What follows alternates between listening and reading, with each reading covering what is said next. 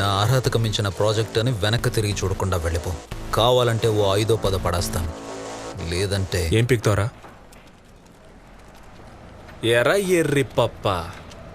ఎటువంటి కష్టం పడకుండా అసలు ఏ క్వాలిఫికేషన్ లేకపోయినా మీ నాన్న ఉన్నోడనే ఒకే ఒక కారణంతో చెమట కూడా పట్టకుండా స్ట్రైట్గా ఎండీ చైర్లో కూర్చున్న నీకేం పొగరుంటే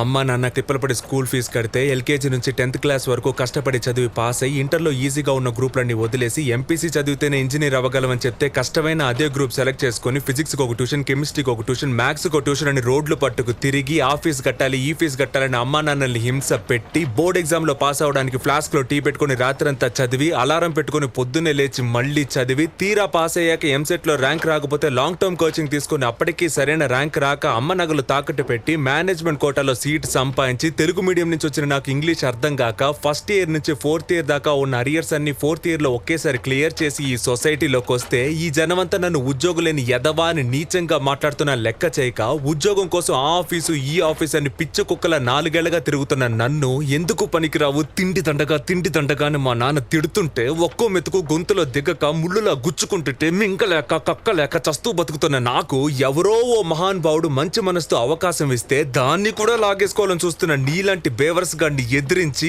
ఈ రోజు నీ ముందు నుంచి మాట్లాడుతున్న ఉద్యోగులేని గ్రాడ్యుయేట్ ని నాకెంత పొగరుండాలరా? ఏయ్, నిన్నీ ప్రాజెక్ట్ కంప్లీట్ చేయనివ్వకుండా చేసి ఉన్న డబ్బు మొత్తం వేస్ట్ చేయించి ఎలాగా జనం అంతా నిన్ను చెప్పులతో కొట్టి లాక్కెళ్ళి పోలీస్ స్టేషన్లో పడేసేలా చేయకపోతే అమూల్ బేబీ, ఇంతవరకు రఘువరన్ని విలన్ గానే చూసావు, హీరోగా చూడలేదు కదా.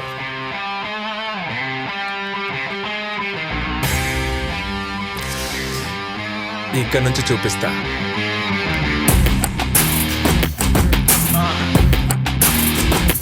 That's right. Yeah.